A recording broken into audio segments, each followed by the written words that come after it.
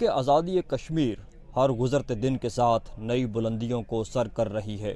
मुट्ठी भर कश्मीरी हुर्रियत पसंद दौर हाज़र में जुल्म जबर के खिलाफ शुजाअत का निशान बनकर उभरे हैं। बुरहान वानी और सब्ज़ार भट्ट की शहादत के बाद जाकिर मूसा वादी कश्मीर में अलम आज़ादी संभाल चुके हैं। 1989 में मुसल्लह तहरीक आज़ादी के आगाज़ के बाद से आज तक इस तहरीक ने कई उतार चढ़ाव देखे, लेकिन आज के हुर्रियत पसंद संगबाज और अवाम कश्मीर में इस्लामी निज़ाम कानून के नफाज और क़याम खिलाफत पर मुत्तफ़िक हो चुके हैं। जाकिर मूसा ने अपने एक बयान में इस इरादे का इजहार कुछ यूँ किया है।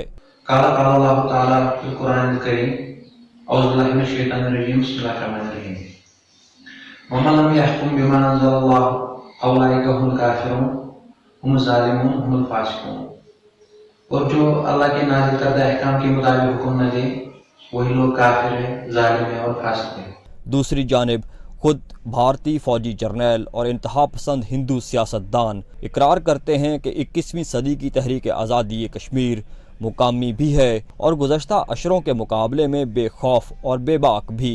इनके मुताबिक कश्मीर में इस वक्त 200 के करीब हुर्रियत पसंद भारतीय गासब अफवाज और कश्मीरी पुलिस के खिलाफ मुसल्लह जद्दोजहद में मसरूफ़ हैं। महज 200 हुर्रियत पसंदों के मुकाबले में हैं 7 लाख भारतीय फौजी। सब्ज़ार अहमद भट्ट की शहादत के बाद रवां साल जून में भारतीय अफवाज ने 12 कश्मीरी हुर्रियत पसंदों की फहरिस्त जारी की और इन मुजाहिदीन के खिलाफ बदतरीन फौजी ऑपरेशन का आगाज़ किया। इन हुर्रियत पसंदों में अल्ताफ़ डार, शब्बीर वानी, रियाज नाइको और जाकिर मूसा नुमायाँ हैं। रमज़ान के आखिरी अशरे और ईद के दौरान 2 दर्जन से जायद मुकाबलों में 9 हुर्रियत पसंद जाम शहादत नोश कर चुके हैं, जबकि 6 शहरी भी जाँ भाग हुए। अलावा अजीम 7 पुलिस एहलकार और 1 भारतीय फौजी भी जहन्नम वासल हुआ है। 26 जून को भारतीय वज़ीर आज़म नरेंद्र मोदी की अमरीकी सदर डोनाल्ड ट्रंप से मुलाकात से कुछ घंटे पहले अमरीकी हुकूमत ने हिज़्बुल मुजाहिदीन के 71 साला कमांडर सैयद सलाहुद्दीन को आलमी दहशतगर्द करार दे दिया। आज के हर फराज का सवाल है कि सैयद सलाहुद्दीन को आलमी दहशतगर्द का खिताब दिए जाने पर खुशी मनाने वाला भारत ये जानता है कि अब कश्मीर हकीकतन एक आलमी मसला बन चुका है। अस्सलाम वालेकुम, आपको प्रोग्राम हर फिराज में खुश आमदीद कहते हैं। मैं हूं जमील फारूकी और मेरे साथ हमेशा की तरह मौजूद हैं सीनियर तज्जियाकार जनाब औरिया मकबूल जान साहब। नाज़रीन, आजाद ना होने और आजादी का गम जानना है तो उनसे जानिए जिनके लाडले अपने लाशें उठाते हैं, उनके वालिदैन उनके लाशें उठाते हैं और वो आजादी के लिए जाने देते चले जाते हैं। अहले कश्मीर का मामला भी कुछ ऐसा है। पहले बुरहान वानी शहीद, उसके बाद सब्ज़ार भट्ट शहीद, अब लश्करी शहीद और उसके बाद अबू मुआज। तो ये सिलसिला न जाने कब खत्म होगा और कैसे खत्म होगा और बैनुल अक़वामी अहमियत जो बढ़ती जा रही है मसला कश्मीर की, उसके पीछे दरअसल मुहर्रिकात क्या है, आज के प्रोग्राम के पहले हिस्से में औरिया साहब से इसी पर बातचीत करेंगे। औरिया साहब, भारत के बढ़ते मजालिम और मसला कश्मीर, इसकी इनफरादियत और बैनुल अक़वामियत की अहमियत क्या है?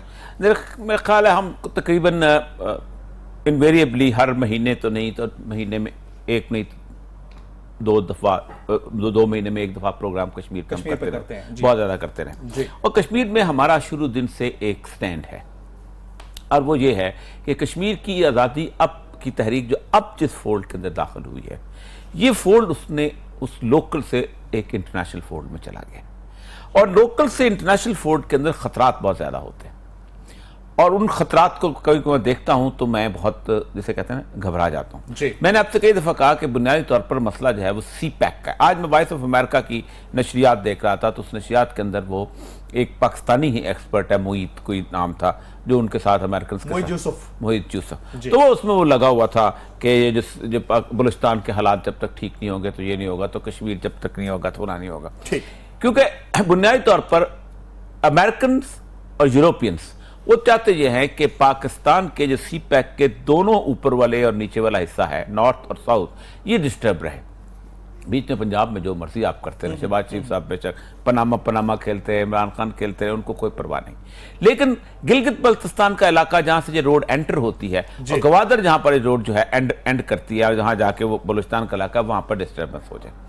अच्छा, इसमें उन्होंने इंडिया को खुल खेलने का मौका दिया, और इंडिया को उन्होंने खुल खेलने का मौका दिया थ्रू अफगानिस्तान, और उसका जो मेजर पार्टनर बना ईरान। राइट। ठीक, उस मेजर पार्टनर ने वहां पर बलूचिस्तान में एक इंसर्जेंसी जो है वो बिल्ड की, लेकिन बलूचिस्तान की टेरेन इस किस्म की है, नंबर 1।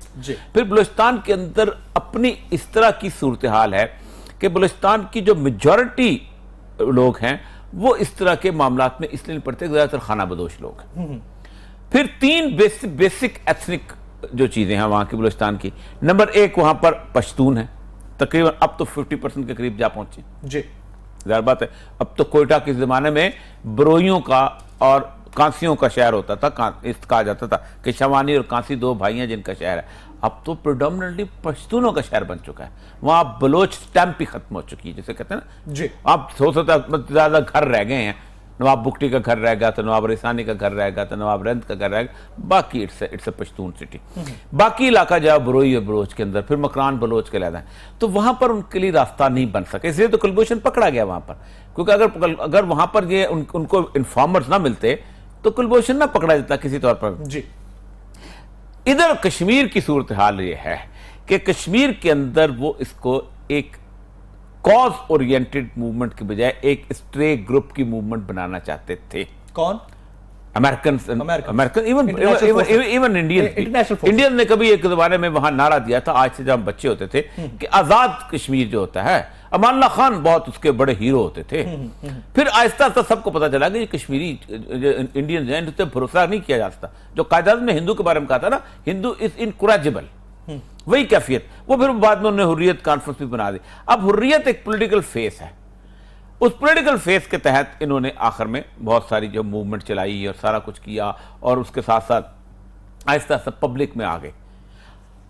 उसके अंदर से ये जो लोग हैं, जो वानी के साथ जो लोग थे, जिसको वो पोस्टर बॉय कहा जाता था, जो कि ये कुछ 100-125 से ज्यादा लोग नहीं थे, और आज भी जो उनकी अपनी जो एस्टिमेशन है इंडियंस की, ये 210-212 से ज्यादा लोग नहीं है। अब इन लोगों के हाथों अगर 7 लाख फौजी जो है वो एक किस्म के होस्टेज बन जाए, मैंने तो वीडियो चलाई नहीं, मैं उसको वीडियो भेजी थी कि जहाँ एक फौजी बंदूक पकड़े हुए हैं और वो पीछे डंडे लेके पड़े हैं, और फौजी को कह रहे हैं कि तुम बंदूक नीचे करके चलो, और वो बेचारा घबराते हुए चलता है। ये जो मूवमेंट है इस तरह का, फिर लेकिन उसके साथ साथ और मजालम की, एक आम आदमी को पकड़ा हुआ है, बच्चे को पकड़ा हुआ, उसको मार मार के थप्पड़ को कहते हैं पाकिस्तान मुर्दाबाद का नारा लगाओ, इंडियन जिंदाबाद का नारा लगाओ, बहुत, क्योंकि बात है ऐसी वीडियोस हैं कि हम दिखा नहीं सकते। अच्छा, और ये सब जिस इस दौरान के बहुत कम तादाद है इन नौजवानों की जिन्होंने होस्टेज बनाया हुआ है 7 लाख भारतीय फौजियों को। ये बताइएगा, क्या कश्मीर की जो तहरीक आजादी है वो तहरीक खिलाफत की जानिब बढ़ रही है? ये नारा, वानी का जो नारा था वो खिलाफत का नारा था। अच्छा। उसकी एक वजह है जी, देखें, मुसलमान को आप वतनीयत के नाम पे जान देने पे कुर्बान मजबूर नहीं कर सकते जी। वो बहसियत पंजाबी, पठान, बलोच थोड़ी देर के लिए लड़ेगा और फिर सोचेगा कोई फायदा है मुझे इस लड़ने में कि नहीं, लेकिन अल्लाह के नाम पे वो जरूर लड़ेगा। अब देखें ना, मुझे दुनिया की कोई एक कौम बता दें जी कि पैदा हो मिस्र में, पैदा हो वो यमन में, पैदा हो वो चचनिया में, जाके बॉस्निया वालों के साथ लड़े, ऐसा कभी हुआ? यानी 20 साल अफगानिस्तान के अंदर जो लोग लड़े हैं वो सिर्फ अफगान नहीं थे, पूरी दुनिया से लोग कहते हैं ना उम्मत मुसलमान कहां है, ये है उम्मत में कोई जान देता है कभी जी? क्या कभी किसी ईसाई ने, किसी हिंदू ने, कभी किसी बलोच ने, कभी किसी पठान ने वहां जाके जान दी कि वो पठान मेरा भाई वहां मर रहा है वहां पर इंग्लैंड के अंदर, तो मैं जाके उसके साथ लड़ाई करूं, या मेरा बलोच भाई जो है वो मस्कत में इस वक्त जो हालत बुरी है तो हम बलोच सारे चलते हैं जाके मस्कत में उसको, लेकिन मुसलमान चाहता है। तो एक बात यह है कि पाकिस्तान को भी वो इंटरकनेक्ट एक रिश्ते से करते हैं कि हम पाकिस्तान के साथ क्यों जाना चाहते हैं, इसलिए कि पाकिस्तान बुनियादी तौर पर ला इलाहा इल्लल्लाह के नाम पे बना है। वो जो उसने जाकिर मूसा के जो वीडियो दिखाई है ना, उसने कुरान की 3 आयात को इकट्ठा करके पढ़ा है कि मन लम यहकम बिमा अंज़लल्लाहु फउलाइका हुमुल काफिरून, जो चीज हमने नाजिल किया जो लोग उसके मुताबिक फैसले नहीं करते वो काफिर हैं, जो फैसले नहीं करते वो फासिक है, जो फैसले नहीं करते वो जालिम। अब वो कहते हैं तहरीक में जान ही उस वक्त पड़ी है कि जब हमने पाकिस्तान का रिश्ता इस्लाम के साथ जोड़ा है, हम जमीन के रिश्ते से बाहर निकले हैं। सही। अब ये ऐसा खतरनाक ट्रेंड है कि जो उनके खाते में नहीं आ रहा। अमेरिकन ये चाहते हैं कि ये एक ऐसी आज़ादी की किस्म की मूवमेंट हम चलाएं, जैसे हमने बोस्निया को आज़ाद कराया था, जैसे हमने सदरन सूडान को आज़ाद कराया था, जैसे हमने ईस्ट तैमूर को आज़ाद कराया था, जैसे थोड़ा सा मिंदनाओ को भी हमने वहां पर आज़ाद कराया। हम उस तरह की एक मूवमेंट से बिल्ड करें और जिसमें से हम पाकिस्तान के ऊपर भी हमारा हाथ आ जाए, एक आज़ाद कश्मीर बन जाए पूरा यूनाइटेड नेशन के उसके तहत प्रोटेक्टेड के तहत, और इंडिया की भी इकोनॉमी जो है इसको हम और ऐसा अगर बात खिलाफत की है तो ऐसी तमाम तंजीमें जो खिलाफत का नारा लगाती हैं, क्या उनसे भी पैचअप हो सकता है अहले कश्मीर के अनहुरियत रहनुमाओं का? देखें दाइश के हवाले से बताइए, दाइश जगह बना रही है कि मसला यही है कि दाइश का वो कहते हैं दाइश। अब देखिए मसला पता क्या है कि अंग्रेजी का मुहावरा है कि hang the dog but don't give it a bad name. Yes yes. उन्होंने पहले अलकायदा होती थी जी, अलकायदा के नाम पे जिस मुसलमान को मारना है उसको मारा है, फलूजा में कत्ल किया, मूसल में कत्ल किया, तमाम लोगों को कत्ल। ये कौन है अलकायदा, ये कौन है अलकायदा, ये कौन है अलकायदा? बल्कि हम कहा करते थे ये अलफायदा वाले भी लोग हैं। अलकायदा वाले वो लोग हैं मरते हैं। अलफायदा का तो था मुशर्रफ, जिसने फायदा उठाया था जी सारे यस यस यस। तो अब जब अलकायदा जो है वो, क्योंकि जाहिर बात है अलकायदा का रोल अफगानिस्तान तक न था, अफगानिस्तान से निकलने का उनका मूड था। अब अलकायदा की जगह उन्होंने दाइश बिल्डअप की, और दाइश तो इतना, कई दफा कहूं कि मैं शाम होके आया हूं, इतने से रेगिस्तान में रहने वाली ऑर्गेनाइजेशन जिसके बारे में इनकी अपने एस्टिमेट्स हैं कि 32 से 35 हजार से ज्यादा लोग नहीं हैं, उसके खिलाफ 48-49 मुल्कों का इत्तेहाद, फिर शाम की फोर्सेस, फिर इराक की फोर्सेस, फिर ईरान की फोर्सेस, फिर सऊदी अरब की फोर्सेस, फिर यमन की फोर्सेस, फिर पाकिस्तान के जनरल रहील शरीफ साहब रहमतुल्लाह अलैह, ये सारे लगे हुए हैं। ये तो दाइश नहीं मर रही भाई उनसे। सही, रहमतुल्लाह की रहमत जिंदा पे भी होती है। अच्छा। मुझे भी कह सकते हैं अल्लाह ताला उन पर रहमत करे, सब पे रहमत करे। मतलब ये कि दाइश नहीं मर रही, इसलिए कि दाइश को जिंदा रखना है इन लोगों ने ताकि हम मारे इनको। अच्छा, और को नाम नहीं है आपके पास भाई। बात अब अगर वतनियत से खिलाफत की तरफ जा रही है तो ये बताइए, बड़ा शहर उनके पास नहीं है। पाकिस्तान को अपनी फॉरेन पॉलिसी मकबूजा कश्मीर के मामले में तब्दील करना होगी। में पाकिस्तान का आइन ठीक है, पाकिस्तान की लीडरशिप। अब मैं एक बात बताऊं जी, कि मेरा एक हंच है कि कश्मीर अगर पाकिस्तान का हिस्सा बना, और जो बनेगा इंशाअल्लाह, तो पाकिस्तान की लीडरशिप उन लोगों के हाथ में चले जाएगी। ये सारे लीडरशिप अच्छा कश्मीर से आएंगे, ये सारे कश्मीरी कहते हैं ये वाला कश्मीरी नहीं, अमृतसर वाले कश्मीरी नहीं। अमृतसर वाला कश्मीरी तो मैं भी हूं। अच्छा चलो ठीक है, राइट, पॉइंट टेकन। नाज़रीन यहाँ वक्त हुआ एक ब्रेक का।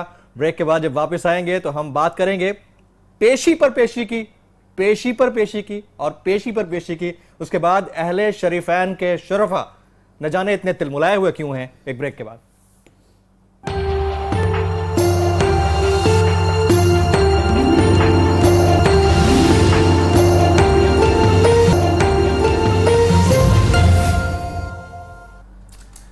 जनाब, पनामा का हंगामा, JIT, पेशी पर पेशी, उसके बाद पेशी पर पेशी, और यह समझ में नहीं आ रहा कि अहले शरीफैन के शुरफा आखिरकार इतने तिलमिलाए हुए क्यों हैं। जानेंगे औरिया साहब से। औरिया साहब देखिए, आखिरी उस पे आ गई है, आखिरी सारे फेज पे आ गई है। दो तीन चीजें जो हैं जो कि हमारे यहाँ नॉर्मली हमारे यहाँ जो डिस्कशन हो रही होती है, तो नॉर्मली उसको लोग लीगली उसको डिस्कस नहीं करते, जिस बातचीत की सूरत हाल में डिस्कस करते हैं। मतलब एक सबसे बड़ा इशू ये होता है जो आज उठाया गया कि वो जो कतरी जो है उसको जब तक आप नहीं बोलेंगे हम उसको नहीं मानेंगे। पहली बात तो यह है कि कतरी जो है वो एक डिफेंस विटनेस है। डिफेंस विटनेस के सिर्फ समन जारी किए जाते हैं, सारी जिंदगी अदालतें समन जारी करती होती हैं।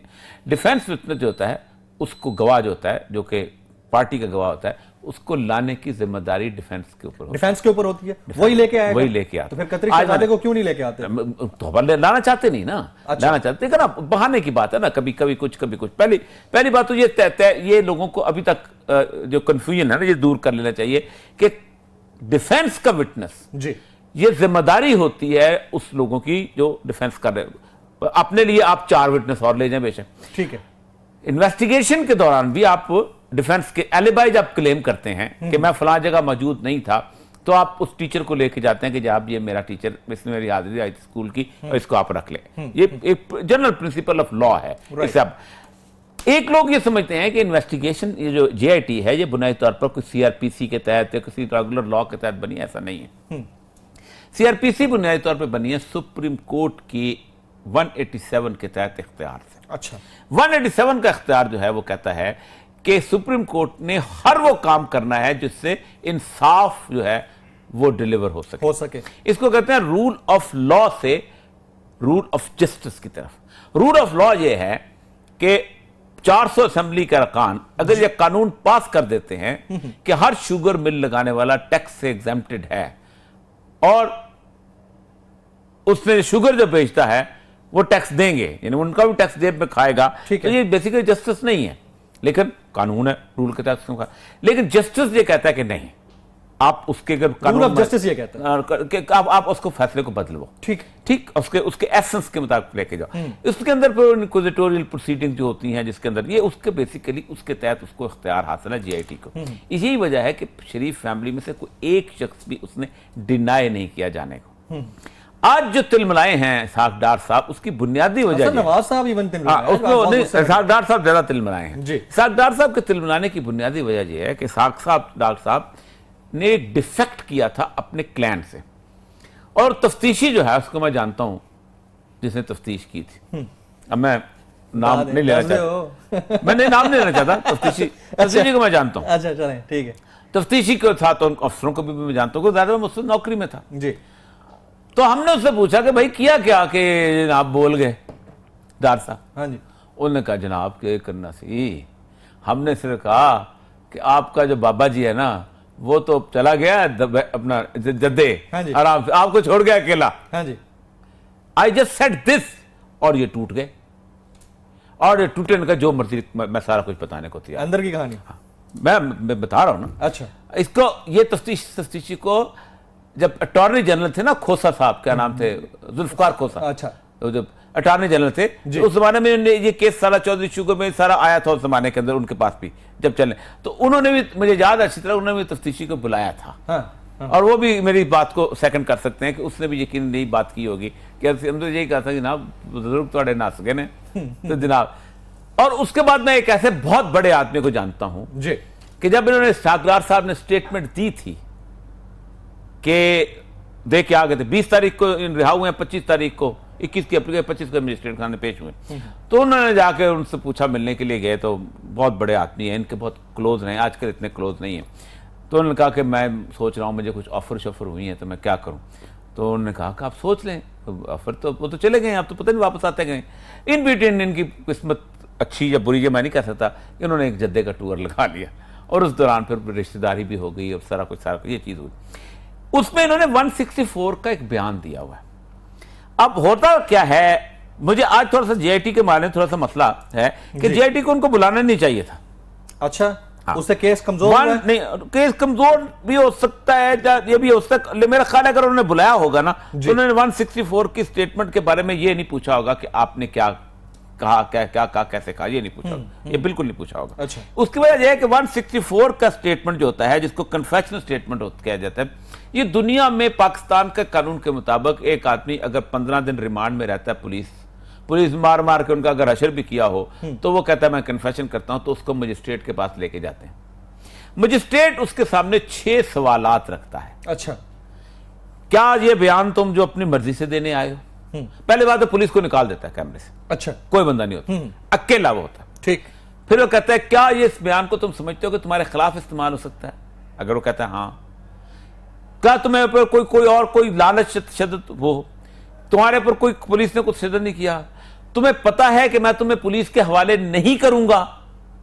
ये 6 सवाल करने के बाद इत्मीनान से हथकड़ी उसकी खोल दी जाती और उसके बाद उस बंदे को कहा जाता है अब तुम अपना बयान रिकॉर्ड करा सकते हो। वो 164 का बयान रिकॉर्ड कराता है, वो बयान उसके ऊपर दस्तखत होते हैं, उस पर मजिस्ट्रेट अपने दस्तखत करता है और वो सील होके वो एक जमाने में हमारे जमाने डिस्ट्रिक्ट मजिस्ट्रेट के पास जाता था। सही। इस बयान के ऊपर मजिस्ट्रेट के ऊपर जिरा होती है अदालत में। अच्छा, ठीक ठीक। बयान देने वाला जो है उसका केस क्लोज हो गया, अब मजिस्ट्रेट का काम है। अब होना क्या चाहिए था जो नहीं हुआ और जो अब मेरा ख्याल होगा, जिसकी वजह से नून लीग का मसला बना हुआ है। होना यह चाहिए था कि मसलन आप कहते हैं कि मैंने एक कत्ल किया था, उसके लिए फलां दुकानदार जो था उससे मैंने चाकू खरीदा। उसके बाद चाकू खरीद के मैं उस घर के पास वहां इस पास चौकीदार के पास बैठा रहा, मैंने चाय पी, लिफ्ट का दरवाजा खुला, 2 लोग आ रहे थे, मैं उनके अंदर दाखिल हुआ, कमरे में गया, वहां वो अकेला था, वहां जाके मैंने उसको मारा, बाहर आया, चाकू धोया, धो के फलां जगह चाकू को फेंक दिया। ये आप जब स्टेटमेंट दे देते हैं तो आप चले जाते हैं जेल। पुलिस करती क्या है, इसके सर्कमस्टांशियल एविडेंस के पीछे पड़ जाती है कि भाई उस दुकानदार का बयान रिकॉर्ड करो कि जिससे आपने चाकू लिया जी। फिर उस चौकीदार से पूछो अब आया था, कितने लोग थे, फिर देखो लिफ्ट में लोग आ रहे थे, फिर वहां जाओ, फिर चाकू ढूंढो, ओवरऑल सारा कुछ ये होते हैं सर्कमस्टांशियल एविडेंस। अब होना ये चाहिए था कि इनका जो 164 का बयान आया था नवाज मुशर्रफ के जमाने में, उसके ऊपर होना चाहिए था वो जो अकाउंट खुले थे वो कहां थे, किधर थे, क्या थे, जिसके ऊपर आजकल रहमान मलिक की आजकल वो मेरा ख्याल है कल उसने भी दिखाया है अपना, आज नदीम मलिक भी दिखा रहा था, और वो जावेद कियानी जो था उसने किस तरह वो अकाउंट खोले और कैसे उसमें 34 लाख डॉलर की अमाउंट वहां पर जमा हुई, फिर अमाउंट वो कैसे ट्रेवलर चेक के साथ ट्रांसफर हुई और कैसे वो सारा ये होता है एविडेंस। उस पर एविडेंस इकट्ठा किया था रहमान मलिक ने, इसीलिए वो चीखे हैं कि हमारे बदतरीन दुश्मन को लाके, और बदतरीन दुश्मन तो एडिशनल डायरेक्टर जनरल FIA था, तो उसमें एक मैं अपना फाइंड अप करता हूं, फिर उसके बाद आप अच्छा। अब इसके ऊपर ये है एक और चीज हुई है, एक और चीज हुई है जिसपे आज जो किरमानी साहब चीखे हैं कि हमने डॉक्यूमेंट जमा करा दिए थे ऑथेंटिकेटेड अटेस्टेड। अच्छा, GIT ने एक और ऑर्गेनाइजेशन हायर की है, एक फर्म हायर की है ओरिजिनल। अब लंदन की सोसाइटी बड़ी ट्रांसपेरेंट है जी। अगर आप जाके वहां कहते हैं कि आप मुझे बताइए कि फ्लैट नंबर फलां फलां फलां फलां 4 जो है इसके बिजली का बिल कौन जमा कराता रहा है और कितने अरसे से जमा कराता रहा है, तो वो आपको पैसे देंगे, आपको मिल जाएगी। इसके पानी का बिल कौन जमा कराता है, वो पैसे देंगे, मिल जाएगी। किसके अकाउंट से जमा होता है, ये यहाँ रहता कौन रहा, उसके गार्ड की पेमेंट कौन करता है, वो मिल जाएंगे। ये कब म्यूटेशन हुई, कब, ये वो सारे वो कहते हैं हमने जमा करा दिए। इसका मतलब ये है कि अगर वो ऑथेंटिकेटेड डॉक्यूमेंट कॉन्ट्ररी निकले जो इन्होंने सुप्रीम कोर्ट में जमा कराए हैं, तो ये मसला जो है बहुत संगीन हो जाएगा। Right, then it will be a case of forgery before the supreme court. और ये सब ये बताइए, ऐसा क्या है JIT के अंदर कि जाते हुए लोग बड़े खुशी खुशी जाते हैं, अंदर से होके आते हैं तो अच्छा, एक और जो है जो सारे कौम को बेवकूफ बनाया हुआ है कि हमारे ये तो जाती कारोबार जो है ये उसकी वजह से इसके उसकी हो रही है। नहीं, ये तो हमारे जाती कारोबार है, तो जाती कैसे हो गए? पहली बात तो ये है, आप एक वजीर चीफ सेक्रेटरी के बेटा कारोबार कर रहा होता है अचानक जी, बहुत बड़ा कारोबार जी, आप तो चीफ सेक्रेटरी को पकड़ लेते हो, बेटे से पूछते बेटा बताओ पैसे कहां से आए तुम्हारे पास जी। तुम्हारा बाप जो था वो तो सेक्रेटरी जब इरिगेशन लगा था उस वक्त तो तुम्हारा कारोबार नहीं था, उसने यकीनन जमीनें बेची होंगी इरिगेशन की। तुम्हारा बाप जो था फैक्ट्री फॉरेस्ट लगा था उससे, तो पूरे का पूरा चार्टर निकाल लेते हैं। देखना ये होता है कि आप ये बताइए कि जिस वक्त आप वज़ीर आला बने थे, जब वजीर फाइनेंस वजीर थे, उस वक्त आपकी कुल कायनात क्या थी जी, और उसके बाद आपके बच्चे कैसे अमीर बन गए। तो इस तरह ये आपका जाती कारोबार नहीं होता। जितने भी लोग पकड़े जाते हैं जो holder of the public office होते हैं, वो हमेशा बीवी के नाम पे, बेटे के नाम पे, बच्चों के नाम पे, इवन सालों के नाम पे, और साले तो मैंने देखा खा गए पैसे, खा गए निकल जाते हैं। हमारा एक DC होता था, उसने साले के नाम पर जायदाद बनाई, सारी जायदाद सारा लेके भाग गया, वो बेचारा पागल हो गया, कपड़े टुकड़े इकट्ठे कर रहा होता था कोयटे की सड़कों के ऊपर। मरिए मैं आपको ये सिर्फ 4-5 साल की मैं इसकी कारकर्दगी बताता हूं। अब देखें मसला यह है कि आज तक 30 सालों में नवाज शरीफ के जो अंडर जेर साया ब्यूरोक्रेट थे ना, उनको बहुत ट्रेंड लोग हैं ना, बहुत ट्रेंड। पंजाब की ब्यूरोक्रेसी इतनी ट्रेंड है कि व्हाइट कॉलर क्राइम करने में अपना सानी नहीं रखते। अच्छा। तो इनके ऊपर कभी आज तक हाथ डला ही नहीं। उसकी वजह यह है कि ब्यूरोक्रेसी फिर जाके फौज के साथ मिल जाती है और फिर इनके भी जुर्म छप जाते हैं, उनका भी छप जाते हैं। मतलब ये 4-5 चीजें, मतलब फॉर एग्जांपल मैं आपको एक बात बताऊं, यही गिन ली जाए ना, कलमा चौक के अंडरपास की जो अदायगी का रिकॉर्ड है 1 अरब 97 करोड़, ये ऑर्डर डिपार्टमेंट मांगता रहा, इन्होंने नहीं दिया। अच्छा। 3 साल तक वो मांगते रहे, नहीं दिया, आखिर में कहा कि वो तो जल गया LDA की बिल्डिंग, और वो जली तो बाद में है, तो इनकार तो तुम पहले करते आ रहे वाला कोई नहीं। ठीक, डेंगू का एक बहुत बड़ा स्कैंडल हुआ, डेंगू स्प्रे का 1.5 अरब रुपए का स्कैंडल हुआ था। बिल्कुल बिल्कुल। एक बहुत बड़ा असेंबली की कार्रवाई में जनूबी पंजाब के 30 अरब रुपए जब अप्रोप्रिएट हुए थे मेट्रो स्कीमों के अंदर, ये वो सस्ती रोटी के ऊपर इतना कुछ लिखा जा चुका है दुनिया के अंदर। आशियाना का जो इतना बड़ा प्रोजेक्ट था जिसके ऊपर 2700 घर बनाने थे, 289 घर बनाए, 16 मॉडल घर बनाने थे, 8 सरगोदा में, 8 जेलों में आज तक नहीं बने। पेमेंट वो किधर गया पैसा? एक और मजेदार बात, सिर्फ एक जो महकमा है ना हाउसिंग का, जो सबसे कम इश्तिहार देता है, उसके इश्तिहार एक साल में 77 लाख थे और अगले साल 3,500 गुना यानी 6.5 करोड़ रुपया बने हैं। कमर्शलाइजेशन पे लगा। अच्छा, रोज शहबाज शरीफ कहते हैं कि जी हम उनसे पकड़ो जिनको कर्जे माफ कराएं, उनसे पकड़ो उनसे कर्जे माफ कराएं। 2008 से लेकर 2016 तक पंजाब बैंक ने 150 करोड़ के कर्जे माफ किए जी। और आप लिस्ट दें। और एक और मैं मजेदार बताऊं, असेंबली में एक जो पीएसी होती है, पब्लिक अकाउंट्स कमेटी, उन्होंने अपनी कार्रवाई की रिपोर्ट पेश की। उन्होंने कहा जी हमने इतने अरसे के अंदर तकरीबन इन लोगों से तकरीबन 200 अरब रुपया के करीब, हाँ 200, एक सेकंड में गलत ना बोल जाऊं वरना फिर चीखेंगे, हाँ 200 अरब के करीब हमने उसको उनसे रिकवर किया। ठीक, उसके ऊपर ये आज का, हालांकि इनकी अपनी रुकन है, उसने कहा अच्छा ठीक है तुमने ठेकेदारों से पैसा लिया सारा हमने रिकवर करके दिया, बहुत बड़ी अमाउंट है। इनकी जो खातून है उस्मा बुखारी, उसने कहा इनके नाम तो बताओ किनसे रिकवर किया है। और ये रिकवर किया है ना किसी सेक्रेटरी के खिलाफ कार्रवाई, ना किसी डायरेक्टर जनरल के खिलाफ कार्रवाई, ना किसी ठेकेदार के, रिकवर कर लिया। इसका मतलब है 200 अरब की बदयांती हुई थी। तो ये होते हैं चीजें। पंजाब यूनिवर्सिटी के सामने वाला रोड 3 दफा कंस्ट्रक्ट हुआ है। छोटी छोटी चीजें कट कहां से किया गया? प्रोजेक्ट पंजाब, साउथ पंजाब के जो प्रोजेक्ट हैं उनसे पैसा हेल्थ कट होता रहा है सब। लेकिन मसला यह है कि जिस दिन कोई इंडिपेंडेंट इन्वेस्टिगेशन करने वाला आ गया और जिस दिन ये लोग उस पर ना हुए, मैं आपको सच्ची बात बताता हूं, मैं बताना नहीं चाहता, एक डायरेक्टर जनरल एंटी करप्शन होता था इसी आशियाना हाउसिंग के ऊपर, एक एमपीए ने बकायदा वजीर आला के बारे में बकायदा उसके सामने स्टेटमेंट दे दी थी कि मैंने उसको पेमेंट करनी थी तो मैंने इनकार कर दिया।